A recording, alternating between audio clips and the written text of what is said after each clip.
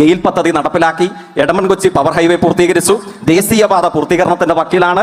കൊച്ചിയിൽ ലോകത്തിന്റെ ചരിത്രത്തിൽ ആദ്യമായി വാട്ടർ മെട്രോ പ്രവർത്തിക്കുന്ന നാടായി മാറി. നമ്മൾ ജയിപ്പിക്കാനും തോൽപ്പിക്കാനും തെരഞ്ഞെടുക്കുന്ന ജനാധിപത്യത്തിന്റെ അവകാശത്തിന്റെ അന്തസ്സത്തെ കേരളം ഉപയോഗിക്കുന്നു.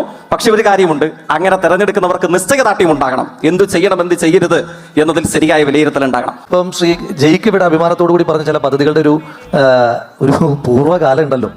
ഇവിടെ ജയിക്ക് പറഞ്ഞ ഒന്നാമത്തെ കാര്യം എന്താ? ഗെയില് യാഥാർത്ഥ്യമാക്കി. ഗെയിലിനെതിരെ സമരം ചെയ്താരാ? ഇവർ തന്നെയല്ലേ. ഭൂമിക്കടിയിലെ ബോംബാണ് ഗെയില് എന്ന് പറഞ്ഞ് നാടായ നാട് മുഴുവൻ പോസ്റ്റർ ഒട്ടിച്ച് ദേശാഭിമാനിയിൽ ലേഖനം എഴുതിയ ആളല്ലേ ഇന്ന് കേരളത്തിന്റെ വ്യവസായ ഉപമന്ത്രി ശ്രീ പി രാജീവ്.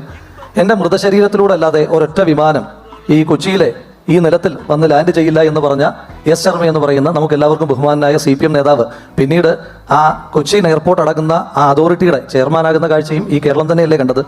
പിന്നീട് അദ്ദേഹം പറഞ്ഞ ദേശീയപാത വികസനത്തിനെതിരായിട്ട് കേരളത്തിൽ സമരം ചെയ്ത ശ്രീ മുരളി അടക്കമുള്ള ആളുകൾ ഏത് പാർട്ടിയുടെ നേതാക്കന്മാരാണ്? ഇവരുടെ നേതാക്കന്മാർ തന്നെയല്ലേ. അദ്ദേഹത്തെ പിന്നീട് എൻ്റെ ഓർമ്മ ശരിയാണെങ്കിൽ ഗുരുവായൂർ ദേവസ്വം ബോർഡിന്റെ ചെയർമാനാക്കുകയോ മറ്റോ ചെയ്തു. ഏത്? ഈ ദേശീയപാതയ്ക്കെതിരായിട്ട് സമരം ചെയ്ത ആളെ. അപ്പോൾ ഒരു കാലത്ത് ഏറ്റവും മിനിമം ഈ സിനിമയിൽ പറയുന്ന പോലെ രണ്ടും കൂടെ വേണ്ടാലും. ഒന്നെങ്കിൽ നിങ്ങൾ മുൻപ് ചെയ്തിരുന്ന സമരങ്ങൾ തെറ്റാണെന്ന് പറയുക, അല്ലെങ്കിൽ ഇപ്പോൾ എടുക്കുന്ന നിലപാട് തെറ്റാണെന്ന് പറയുക. ഇത് രണ്ടും കൂടെ ഒത്തുപോകാനുള്ള ഒരു സാഹചര്യവും നമ്മുടെ നാട്ടിൽ നിലവിലില്ല.